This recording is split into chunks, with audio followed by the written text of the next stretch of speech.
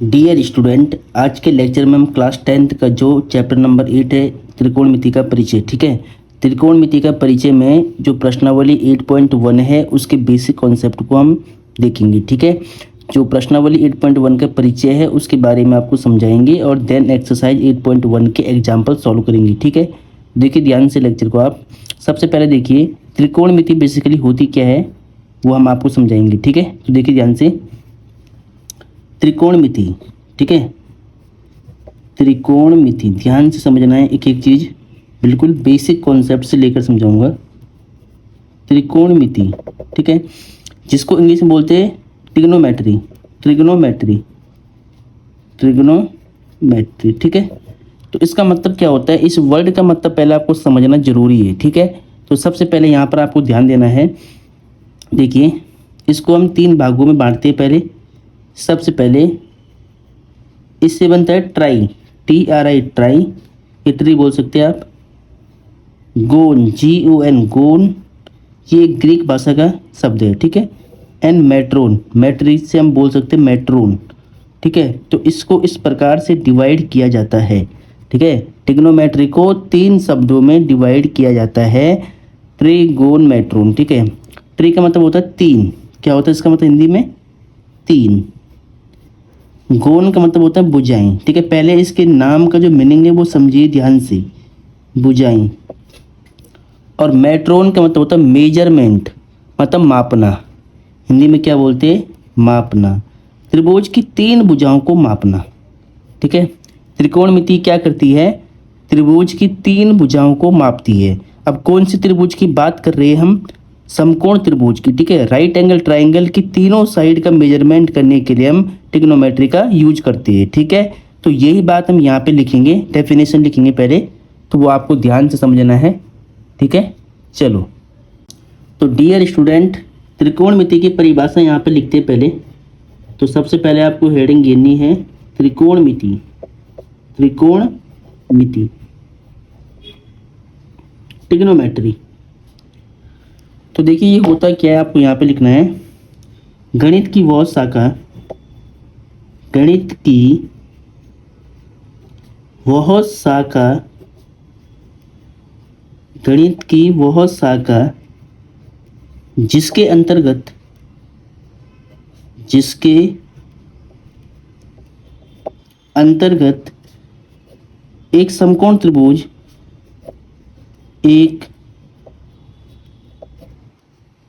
समकोण त्रिभुज की भुजाओं, एक समकोण त्रिभुज की भुजाओं एवं कोणों का परस्पर, यानी आपस में परस्पर अध्ययन किया जाता है, अध्ययन किया जाता है, किया जाता है, उसे त्रिकोणमिति कहते हैं, उसे त्रिकोणमिति, त्रिकोणमिति कहते हैं, ठीक है। तो त्रिकोणमिति की परिभाषा मैंने बेसिक वाली यहाँ पे लिख ली है, स्टैंडर्ड मान सकते हैं आप, ये स्टैंडर्ड डेफिनेशन है ये। गणित की वह शाखा जिसके अंतर्गत एक समकोण त्रिभुज की भुजाओं एवं कोणों का परस्पर अध्ययन किया जाता है उसे त्रिकोणमिति कहती है, ठीक है। तो एक समकोण त्रिभुज की जो भुजाएं होती है, कोण होते हैं, उनके बीच में जो संबंध आप स्थापित करते हो उसी को हम त्रिकोणमिति कहते हैं, ठीक है। तो सबसे पहले आपको देखिए समकोण त्रिभुज के बारे में पता होना चाहिए, तो वो मैं यहाँ पे बना देता हूँ, ठीक है। चलो देखिए समकोण त्रिभुज के बारे में आपको पता होना चाहिए, क्योंकि समकोण त्रिभुज इस पूरे चैप्टर में चलेगा। अगर समकोण त्रिभुज आपको नहीं पता है तो फिर आपको समस्या होने वाली है, लेकिन मैं आपको यहाँ पर समझाता हूँ। देखिए ध्यान से, बिल्कुल बेसिक लेवल से बता रहा हूँ, 0 लेवल से चैप्टर, ठीक है। देखिए ये एक राइट एंगल ट्राइंगल होता है, समकोण त्रिभुज होता है। यहाँ पर ये राइट एंगल है, ठीक है। इसको मान लो A पॉइंट, इसको B, इसको C। अब देखिए जहाँ पे 90 का एंगल होगा, 90 के सामने वाला ऑलवेज होता है हाइपोटेनियस, यानी कर्ण। हिंदी वाले क्या बोलते हैं, कर्ण, ठीक है। 90 का एंगल जहाँ बनेगा, ये 90 डिग्री का सिंबल है ये वाला, इसके सामने वाली जो साइड है इसको हम हिंदी में बोलते हैं कर्ण। लेक्चर हिंदी मीडियम वालों के लिए है तो मैं हिंदी में लिख रहा हूँ कर्ण, इंग्लिश में हाइपोटेनियस, कर्ण को शॉर्टकट में की। ठीक है, अब 90 से नीचे वाली भुजा, 90 के साथ जुड़ी हुई बेस वाली भुजा, इसको हम क्या बोलते हैं, नीचे वाली को आधार, हिंदी में क्या बोलते हैं, आधार।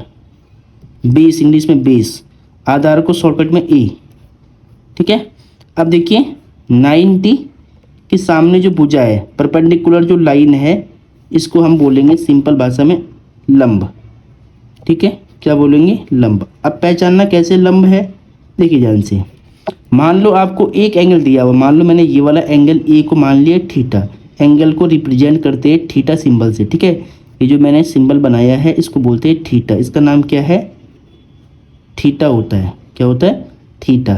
ठीक है, कोण को रिप्रेजेंट करने का सिंबल है। ठीक है, तो देखिए अगर थीटा मान लो यहाँ बना हुआ है तो थीटा के सामने वाली भुजा हमेशा लंब होगी, ध्यान रखना है।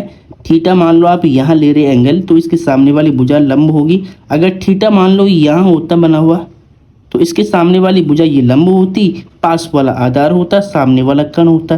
कर्ण हमेशा फिक्स रहेगा, लेकिन एंगल आप ये लोगे तो इसके सामने वाला लंब होगा, पास वाला आधार होगा। अगर एंगल में यहाँ लेता थीटा तो इसके सामने वाला ये वाला लंब होता, ये आधार होता। ठीक है, इतनी बात आपको आगे में समझाऊंगा, पहले आपको सिर्फ यहाँ पर ये ध्यान रखना है कि त्रिकोणमिति की डेफिनेशन क्या होता है, समकोण त्रिभुज में भुजाओं का नाम क्या होता है। ठीक है, समकोण त्रिभुज में 3 भुजाएं होती है, 90 के सामने वाला कर्ण होता है, एक आधार एक लंब होता है। अब कौन सा आधार कौन सा लंब होगा वो एंगल के अकॉर्डिंग चेंज होगा, वो मैं अभी आपको आगे समझाऊंगा। ठीक है, तो पहले इतना नोट करिए। अब डियर स्टूडेंट, अब आपको देखिए यहाँ पर क्या समझाना है वो देखिए। पहले सबसे पहले आपको राइट एंगल में लंब, कर्ण और आधार को पहचानना आना चाहिए। ठीक है, तो थोड़ा सा मैं यहाँ पर आपको एक बार समझाता हूँ, वापस देखिए आप। ठीक है, ये सब आपको अपने फेयर नोटबुक में नोट करना है। देखिए क्वेश्चन में आपको एंगल गिवन होगा। ठीक है, मान लो यहाँ पर ए पॉइंट है, ये बी पॉइंट है, ये सी पॉइंट है, ये 90 का एंगल है। अब देखिए मान लो अगर एंगल आप यहाँ लेते, ए पर थीटा लेते, एंगल मतलब थीटा, तो थीटा के सामने वाली जो भुजा होगी, थीटा के सामने, तो थीटा के सामने कौन सी भुजा है, थीटा के सामने जस्ट ये वाली भुजा है जिसको हम बोलेंगे ऑलवेज लंब। थीटा के सामने वाला भुजा क्या होगा, लंब होगा हमेशा, इसका ध्यान रखना, परपेंडिकुलर एल। और थीटा के नीचे वाली भुजा, थीटा के साथ जुड़ी हुई भुजा जो नीचे है वो आधार होगी, ये वाली भुजा क्या होगी, आधार। ठीक है, इंग्लिश में बेस बोलते हैं और शॉर्टकट में ए बोलेंगे हिंदी में। ठीक है, और 90 के सामने वाली भुजा मैंने आपको बता दिया है, इसको हम क्या बोलते हैं, कर्ण बोलते हैं, हाइपोटेनियस बोलते हैं, और हिंदी में शॉर्टकट में के बोलते हैं, कर्ण। ठीक है, अब देखिए मान लो क्वेश्चन में, मान लो ये सबसे इम्पोर्टेंट चीज़ बता रहा हूँ मैं, इससे कोई भी क्वेश्चन गलत नहीं होगा। अगर ये आपने समझ लिया है तो ये चैप्टर आपके लिए हलवा है। ठीक है, तो इसको पहले आपको ध्यान से फोकस करना है, कौन से एंगल की बात कर रहा हूँ मैं। ठीक है, देखिए यहाँ पे मान लो ए है, यहाँ बी है, यहाँ सी है। अब मुझे एंगल थीटा के लिए निकालना है, ये एंगल वो दे के रखता है। ठीक है, एंगल थीटा की बात कर रहा हूँ। अगर एंगल थीटा, अब देखिए ऊपर है, पहले यहाँ पर था तो इसके सामने वाला लंब था, अब एंगल थीटा यहाँ पर है तो इसके सामने वाला क्या है, ए बी है। तो थीटा जहाँ पर भी होगा उसके सामने जो भुजा होगी ऑलवेज वो लंब होगा। ठीक है, ये बात हमेशा याद रखना। अब एंगल थीटा ऊपर लिया तो इसके सामने वाली भुजा ये लंब, तो ये पास वाला आधार, आधार अब ये वाला होगा। तो एंगल के अकॉर्डिंग हम आधार और लंब लेंगे। ठीक है, और 90 के सामने मान लो ये एंगल यहाँ 90 है, तो 90 के सामने जो भुजा होगी वो कर्ण होगा, वो हमेशा फिक्स रहता है। कर्ण ऑलवेज क्या होता है, फिक्स होता है। बस ये दोनों साइड चेंज होती है एंगल के अकॉर्डिंग। एंगल अगर यहाँ होगा तो ये लंब होगा, एंगल अगर यहाँ होगा तो ये लंब होगा। ठीक है, तो बस यही बात आपको समझनी है। यही दो केस है इस समकोण त्रिभुज में आधार और लंब को डिसाइड करने के, और यही आपको समझ में आना चाहिए। ठीक है, अब डियर स्टूडेंट, दूसरी हेडिंग हमारी आती है इस बेसिक कॉन्सेप्ट में, त्रिकोणमितीय अनुपात। त्रिकोणमितीय अनुपात, दूसरी हेडिंग क्या आती है, त्रिकोणमितीय अनुपात। तो त्रिकोणमितीय अनुपात आपने 9th में अभी तक नहीं पढ़ा होगा, तो आपको यहाँ पर बिल्कुल ध्यान से सीखना है, बेसिक से बता रहा हूँ। ठीक है, ट्रिग्नोमेट्रिक रेशियो बोलते हैं इसको इंग्लिश में। तो देखिए सबसे पहले त्रिकोणमितीय अनुपात यहाँ पे लिखना है आपको। त्रिकोणमितीय अनुपात मुख्यतः 6 प्रकार की होती है।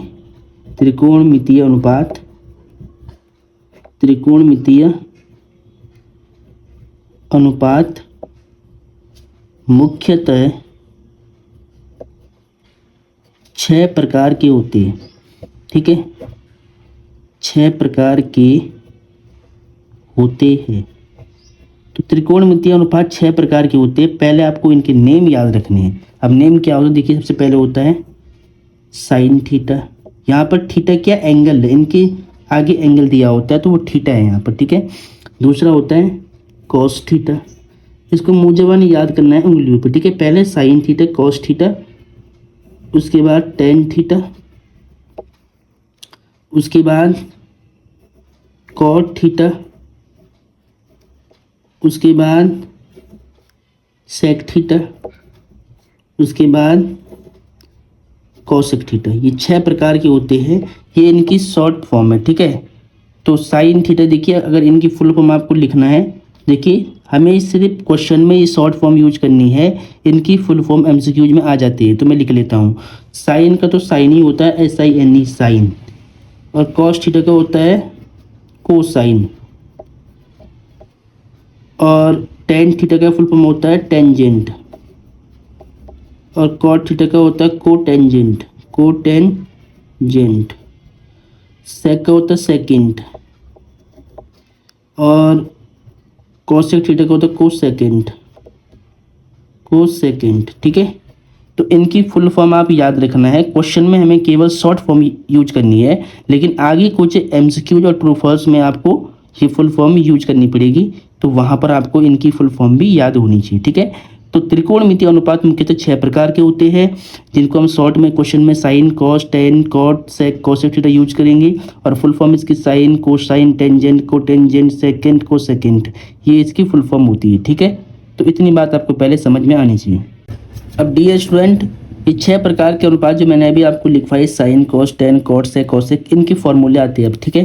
तो इनके फॉर्मूले आपको रेशियो वाले याद रखने। तो फॉर्मूले कैसे बनेंगे, सबसे पहले आपको एक ट्रिक याद रखनी। देखिए यहाँ पर ट्रिक क्या है, वो मैं यहाँ पे लिखता हूँ। ट्रिक आप लिखेंगे LAL, मतलब लाल, लाल बट्टे कक्का, KKA, लाल बट्टे कक्का, ठीक है। हिंदी वाले बच्चे बेसिकली इसको याद रखते हैं, लाल बट्टे कक्का। तो ये ट्रिक मैं यहाँ पे लिख रहा हूँ। इस ट्रिक का मतलब क्या है अभी आपको समझ में आएगा, ठीक है। तो ट्रिक क्या है,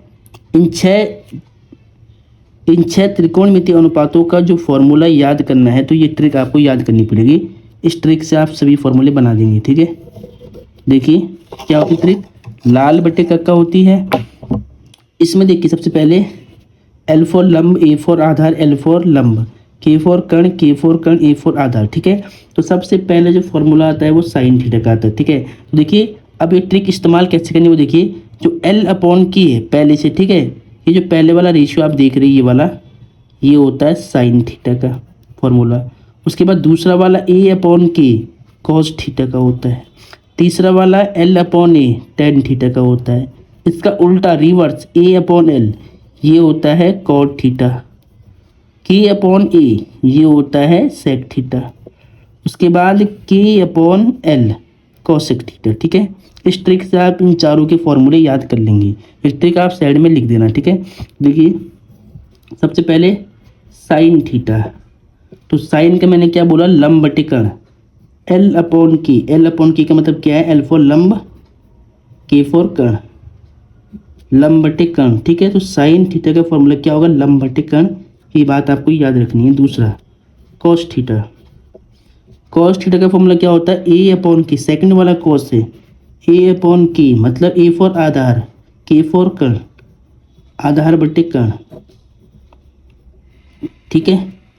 तीसरा फॉर्मूला है L/A यानी टेन थीटा का, साइन के बाद क्या आता है टेन थीटा, इनको याद कर ले पहले। L/A, टेन का L/A, L फॉर होता है लंब, ये फॉर्मूले पहले आपको सब लिखने हैं, लंब, A फॉर आधार, लंब बटे आधार, ठीक है। इसके बाद फोर्थ फॉर्मूला, ठीक है, टेन के बाद कॉट आता है, कॉट थीटा, ठीक है। टेन का उल्टा, इसका उल्टा करते हैं ना ए अपॉन एल, तो ए अपॉन में L, A for Aadhaar, L for लंब, आधार बटे लंब होता है कॉट थीटा, ठीक है। उसके बाद 5वां नंबर है सेक थीटा, ठीक है, के अपॉन ए, सेक थीटा, ठीक है। उल्टा करना है, कॉस का उल्टा है, कॉस ये वाला ऊपर से लेते हैं, सेक नीचे से, के अपॉन ए, के अपॉन ए, के फॉर कर्ण, ए फॉर आधार, कर्ण बटे आधार, ठीक है। छठा है के अपॉन ए, के अपॉन एल, ठीक है, साइन का उल्टा, साइन का उल्टा कर दो इसको, ठीक, के ऊपर एल नीचे, तो कौशिक हुआ ये कौशिक थीटा, के अपॉन में एल, के फॉर कर्ण, एल फॉर लंब, एल फॉर क्या होता है, लंब होता है, ठीक है। तो ये बात आपको याद रखनी है, ये ट्रिक आप याद कर ले, ये फॉर्मूले आप याद कर ले, और इसके अकॉर्डिंग मैं आपको सारे क्वेश्चन आगे समझाऊंगा, ठीक है। सबसे पहले जो क्वेश्चन होंगे सॉल्व वो इन फॉर्मूलों पे ही होंगे, ठीक है। तो ज़्यादा मैं खिचड़ी नहीं पका रहा हूँ, जो क्वेश्चन में ज़रूरत है बस वही आपको समझा रहा हूँ, ठीक है। देखिए ट्रिक क्या है, लाल बटे कक्का है, इसमें पहला साइन कॉस टेन कॉट से कॉसिक होता है, इनके फॉर्मूले मैंने यहाँ पे लिख दिए हैं। ये ट्रिक आप याद कर लेंगे तो ये फॉर्मूले आपको याद हो जाएंगे, ठीक है।